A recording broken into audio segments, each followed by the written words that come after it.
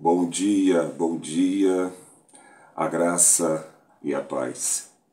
Mais um dia da graça de Deus, mais um dia para experimentarmos o favor do Senhor, mais um dia para desfrutarmos da misericórdia do nosso eterno Pai. E é com grande alegria que nessa manhã eu estou aqui para mais um momento, para dedicar ao Senhor, primeiramente, o fôlego da minha vida, consagrando a Ele, mas esse dia que Ele nos concede, e ao mesmo tempo com base nesse chamado, nessa intervenção, para que eu não somente dormisse de ontem para hoje, mas também pudesse acordar em gratidão a Deus. Eu estou aqui para também dedicar esse tempo a você. Um tempo para meditarmos na palavra, um tempo para orarmos e, sobretudo, experimentarmos testificações, confirmações da palavra de Deus que é viva, que é poderosa, que é eficaz e que é digna de toda confiança. Lâmpada para os meus pés, para os nossos pés, é a tua palavra, Senhor, e luz para os meus caminhos. Nessa manhã eu quero meditar com você, quero dar continuidade à meditação que está tomando forma e de forma intensa, ela está crescendo no meu coração e trazendo muita clareza ao meu entendimento acerca do esforço, da dedicação, do empenho que temos que colocar no dia a dia da nossa vida cristã, do nosso momento, da nossa peregrinação, daquilo que representa a nossa conduta, a nossa expectativa, o nosso agir diário. Temos que ser intencionais, sobretudo com intensidade e, por que não dizer, massividade, ou seja, constância. A palavra do Senhor deixa claro que o reino de Deus é tomado à força. Mateus capítulo 11, versículo 12. E o Espírito Santo me fez então entender, por meio de uma interpretação, que se o reino é a minha prioridade, como está em Mateus capítulo 6, versículo 33, disse Jesus: busque em primeiro lugar o reino de Deus e a sua justiça, e as demais coisas, ou todas estas coisas que anteriormente nos versículos que antecedem o versículo 33, o Senhor declara: o Pai sabe de todas essas coisas que vocês têm necessidade. O Pai sabe. Contudo, sua prioridade não são suas necessidades. Sua prioridade é o reino, porque no reino todas as suas necessidades são supridas, estão supridas. E no momento que o reino é tomado à força, eu não tenho como, de alguma forma, pensar que essa vida suprida, que essa vida abastada, que essa vida abundantemente abençoada será possível de ser alcançada passivamente. Não. O reino é tomado à força. E a vida que você precisa desenvolver, ou a vida que Deus tem para você, ela é resultado do seu esforço, ela é resultado da sua dedicação, ela é resultado de fato, você se esforçar para manter o reino como uma prioridade na sua vida. Graça e paz, que é bom dia, querido, seja bem-vindo. Então, nesse momento, quando nós fazemos o cruzamento do que Jesus fala sobre ser a nossa prioridade, que ele fala em Mateus 6, e logo depois, ou capítulos depois, em Mateus 11, ele vai falar sobre o reino ser tomado à força. Então, aquilo que é prioridade para você, não tenha dúvida. Aquilo que representa a prioridade que o Senhor nos dá para que desfrutemos de vida abundante, plenitude, suprimento, provisão e tudo que vai além do que pedimos ou pensamos, mas que já é nosso. A palavra diz pelo apóstolo Paulo em Efésios 1:3, já fomos abençoados, não seremos, já fomos abençoados com todas as sortes de bênçãos. Então Deus não vai fazer, Ele já fez. O que acontecerá é que se manifestará aquilo que Ele fez na medida em que, por meio da fé, e note, a fé, por sua vez, exige obras para estar viva. E as obras da fé nunca são o resultado de você experimentar algo passivo, porque a fé é perturbadora. A fé é Deus falando de maneira incondicional, é Deus falando de forma inegociável, porque Ele não volta atrás na palavra que sai da sua boca. Deus, ele não procura um meio mais fácil de fazer as coisas. Ele estabelece um plano aonde o processo ao qual temos que desenvolver as etapas desse plano são etapas que nos desenvolvem, etapa que nos amadurece sobre a graça de Deus, o seu caráter, o caráter dele em nós, a condição disciplinada, focada, habitual que temos que desenvolver para que de fato experimentemos a plenitude do que Deus tem para nós. Então guarde isso. A vida que Deus tem para você, a vida plena, a vida abundante, a vida de respostas, a vida com resultados que fazem de você alguém diferenciado, que fazem de você alguém que é um reflexo da Escritura, que fazem com que a sua vida seja a realidade do que sai da boca de Deus. Essa vida não acontece passivamente, porque o reino de Deus, que é sua prioridade, onde a sua vida deve estar, onde nossa vida deveria estar, esta ambientação que é o reino, esta ambientação espiritual, ela só é acessada com esforço. E somente aqueles que se esforçam, se apoderam, se apropriam. O reino tem que ser sua propriedade. Jesus, ele faz uma ilustração para dizer sobre o valor que o reino tem. Ele diz que alguém, encontrando uma pérola de grande valor, vende tudo o que tem para ter a pérola. Ou seja, o reino vale tudo o que você tem.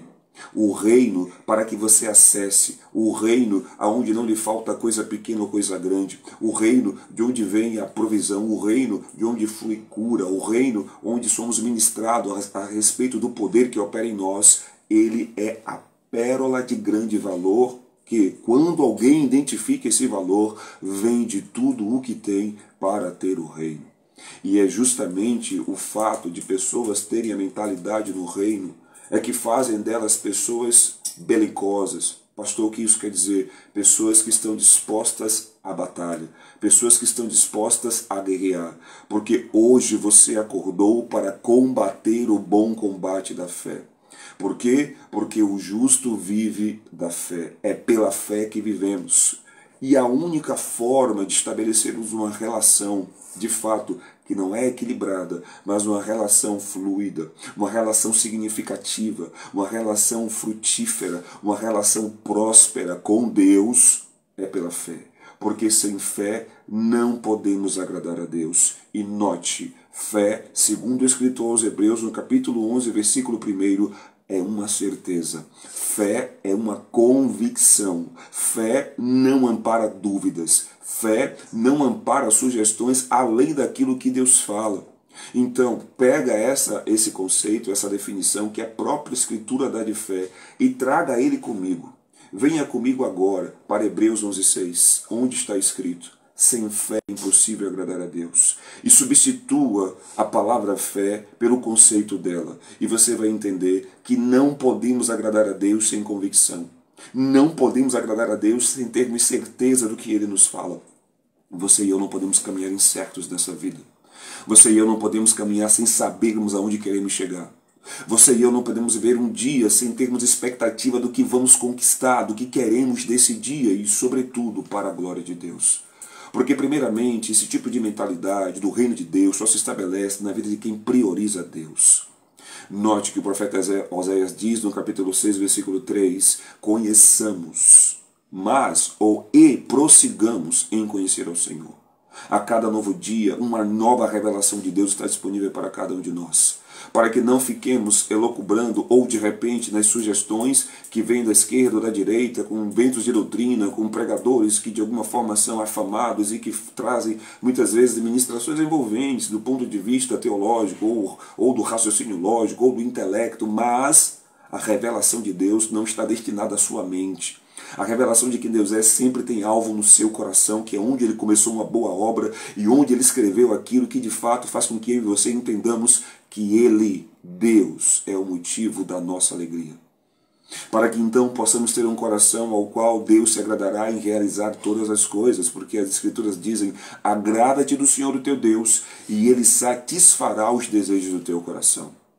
O profeta Oséias, na tradução da Bíblia Viva, no capítulo 6, versículo 6, diz que Deus declara por meio dele: eu não quero as suas ofertas, diz o Senhor, eu quero o seu amor.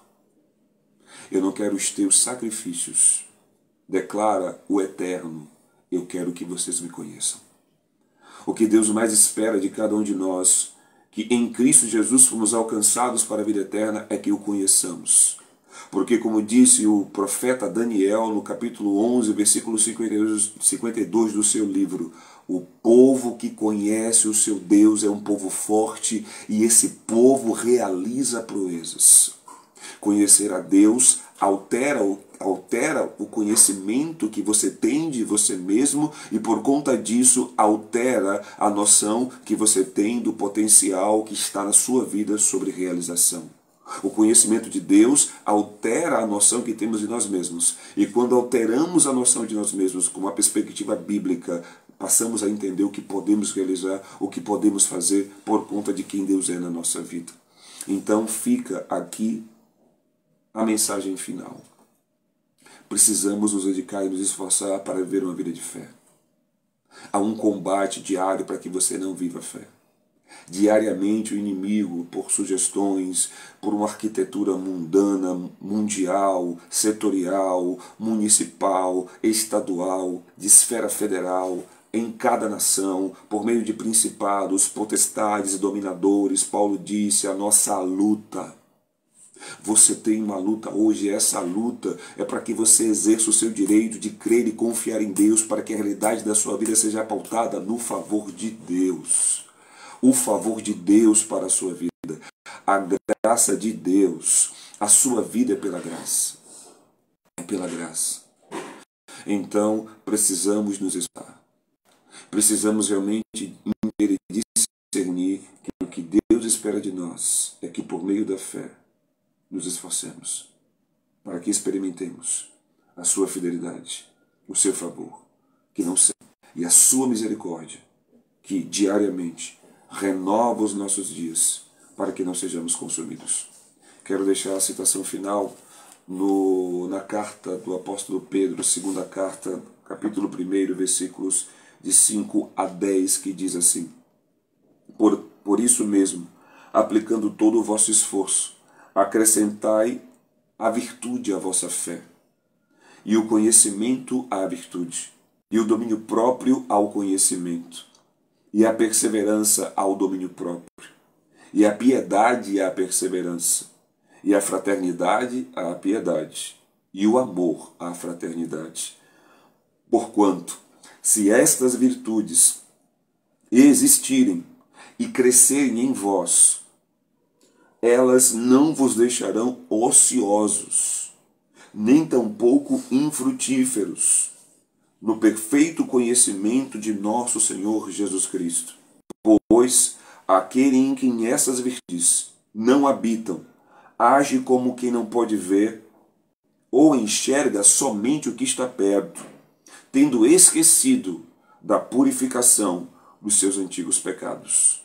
ênfase para o versículo 10 que diz agora: portanto, irmãos, esforçai-vos com dedicação cada vez maior, confirmando o chamado e a eleição com que fostes contemplados, pois, se agirdes desse modo, jamais abandonareis a fé.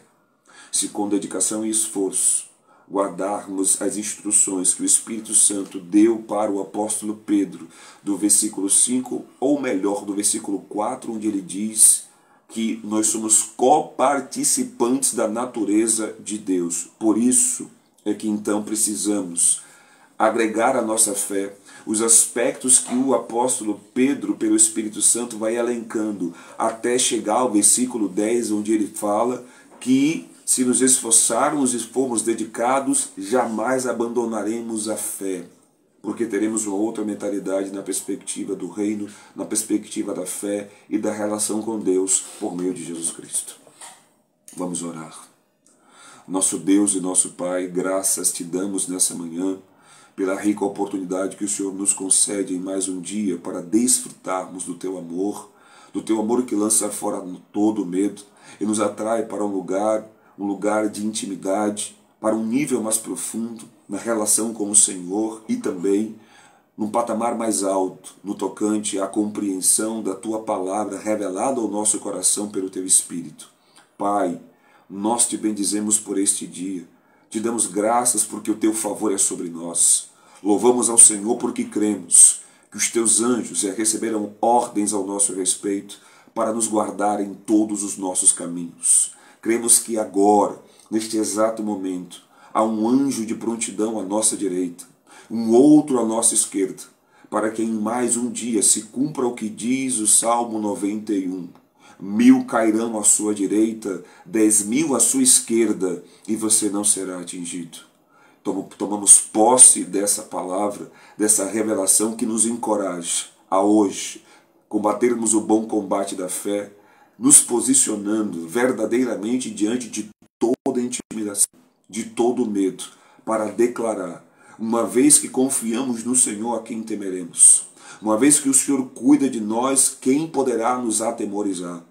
Enviamos, meu Deus, como cobertura de oração, esta mensagem sobre os nossos queridos, a nossa parentela, a nossa família. Que a boa mão do Senhor repouse sobre eles para livrá-los e para atraí-los a um lugar de experiências com o teu amor. Graças te damos, Pai, pela nossa família. Eu oro pela vida da minha esposa nesta hora. Oro pela vida do meu filho, declarando a boa mão do Senhor sobre eles. O teu Espírito Santo nesse momento tocando-os no profundo, no secreto, no oculto e no escondido, para ali ministrar a esperança e a consolação que advém da tua graça, para que em tudo no dia de hoje eles possam desfrutar da tua fidelidade.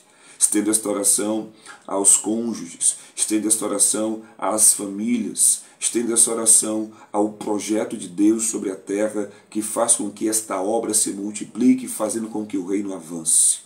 Em nome de Jesus, Pai, te bendizemos neste dia e te louvamos declarando que o teu favor é sobre nós e que a liderança do teu Espírito há de nos conduzir e guiar em toda a verdade. Assim te louvamos, Pai, e te bendizemos em nome de Jesus. Amém e graças a Deus. Um forte abraço, que Deus te abençoe, a graça e a paz. Até o nosso próximo encontro. Em nome de Jesus. Tchau, tchau.